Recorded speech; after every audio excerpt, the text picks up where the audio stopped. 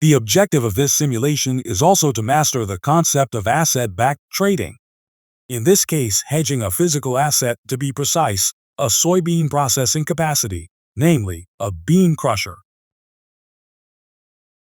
You act in the role of an agricultural commodities trader, in particular, a hedger who has to monetize or capitalize on the value of the soybean crusher.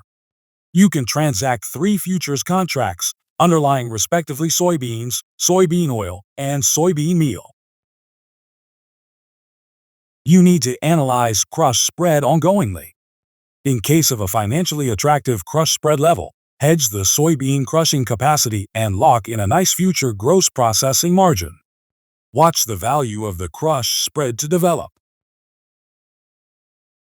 Remember, hedging concerns the mitigating of market risk with the objective to secure future cash flows. So, by buying a futures contract concerning the input commodity and selling short the futures contracts concerning the output commodities, you basically enter into a future obligation to take delivery of the input commodity while you also enter into a future obligation to make delivery of the output commodities. This is also called selling short the crush spread. By the way, the effectuation of the obligations to take and make delivery can be assured as you can make use of the soybean processing capacity. This explains why it is called asset-backed trading. After all, you can trade or transact based on having an asset, as it provides you the backing to effectuate the required operations. By having set up the crush spread as a so-called future spread, you have set up a long contractual position concerning the input commodity, and you have set up short positions concerning the output commodities. As you can see in the position report, one position is long, indicated by the positive number, while the other 2 positions are held short, indicated by the negative number. Actually, this way, you set up a short crush spread as a so-called futures spread by transacting the outright legs, namely, by buying the futures contract concerning the input, while selling pretty much immediately the other future contracts concerning the output. This way you set up a long-short position or long-short strategy. Alternatively, you transact the spread futures contract. This concerns a specific futures contract. It concerns a single product. Exactly this can also be seen in the transaction log. Here, the one product appears, and you will see it in the position report, namely one position only. By the way, the value of a spread future is typically derived from the combination of the values of the 3 underlying contracts. In this case, it reflects the same ratios as soybean crusher number 2. So, assume this facility is yours. In the real world, a spread future contract is settled financially, meaning it concerns a cash-settled instrument. This explains its usability for hedging purposes. Altogether, the idea is that you try to maximize the spread you try to set up. Therefore, sell the spread futures contract at a value as high as possible, or, at least, at a value satisfying enough. Hence, timing is of the essence. After all, once you have set up the spread and value thereof goes up significantly, you may get the feeling that you have acted too early.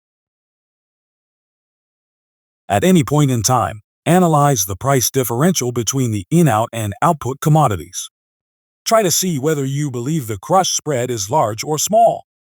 Identify its minimum and its maximum level, and check out the volatility of the crush spread. Now, here comes an important remark. Hedging is typically not per se performed statically. It is not per se a one-off activity. Many organizations hedge dynamically. Dynamic risk management is applied for various reasons. Dynamic hedging is the result. This means that initially the crush spread is sold short to set up the hedge. However, over time, the market may have developed such that the spread has a value of 0 or close to it, or it may even have turned negative. In such a case, the hedge is no longer needed, and therefore you can liquidate the hedge, thereby automatically releasing yourself from any obligation to take or make delivery of any physical commodity. The two things that will be left is first of all a positive financial result, namely the value differential between selling short the crush spread and buying back the crush spread. Secondly, what is also left is an allocated physical soybean processing capacity. After all, there are no more obligations left to make or take delivery. In other words, you can liquidate your crush spread position when financially suitable. Now, the most important part comes into effect. As your capacity is now unhedged and thus fully available to whatever you want to do with it, you can start all over. So, once the initial hedge has been liquidated, a new hedge can be set up once prices have evolved in a favorable manner. Obviously, no guarantee to such a scenario. That is why you have to watch the market to develop.